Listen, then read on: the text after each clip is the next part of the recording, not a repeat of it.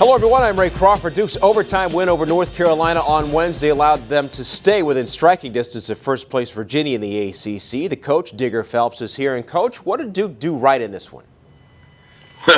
What they did right was give the ball to one guy at the end of that game in regulation, and that's Tyus Jones, because they go on that 14-4 run after being down 10 points, and they tied. And then, of course, the guy that got shut down by Quinn Cook, Marcus Page, had a shot at the buzzer to try to win that game, but no, he missed the shot, and they go to regulation into overtime, and that's when Duke took over.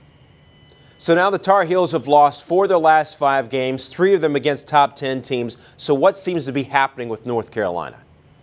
It depends on Marcus Page in that backcourt, but more importantly, North Carolina last night got 62 points in the paint. They got 26 points on 19 offensive rebounds, 21 points off of Duke's 16 turnovers. So everything is there except the inconsistency of Marcus Page, who last night, because Quinn Cook shut him down, he goes 2 for 11 and 5 points. Meeks get 18 points. Bryce Johnson has a big double-double. And I think that's the only thing that's bothering him. And in that overtime, they only scored 3 points. In the last 3 minutes of that overtime, they didn't have a field goal. Another team kind of struggling right now is Louisville. They've lost back-to-back games for the first time in 2 years. So, Digger, how did Syracuse get it done against the Cardinals? Well, finally, Rakeem Christmas, after he got embarrassed, 5 for 17 against Duke in the field, he goes 9 for 10 against Louisville, 11 for 13 on the free-throw line. He has 29 points and puts himself in a position to dominate inside. Benajay, the other guy who really has stepped up and got his offense going, he had 18 points and 6 assists. So now they've lost 3 of their last 4 games, has Louisville. So where do you see them struggling right now? I just think their perimeter game. I felt this way. Harrell last night gets 8 of the first 10 points. Why? He's in the middle of that zone offense against that 2-3 zone of Syracuse. He ends up with 12 points in that first half. He only had 3 points in the second half because they don't get him the ball.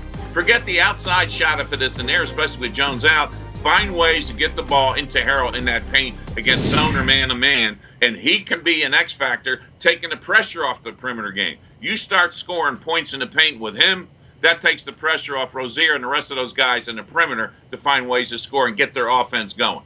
Well, they've got 3 games over the next 8 days, so it certainly doesn't slow down from here. Digger, thanks as always.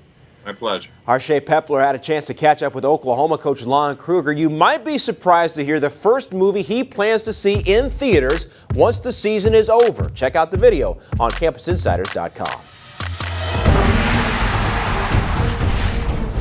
How about the who's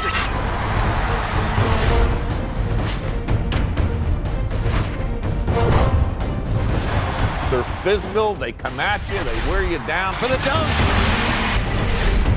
People in our industry who are so competitive, they don't want to let go. For a 3. I'm not doing this to get you to love me. I've got a job to do.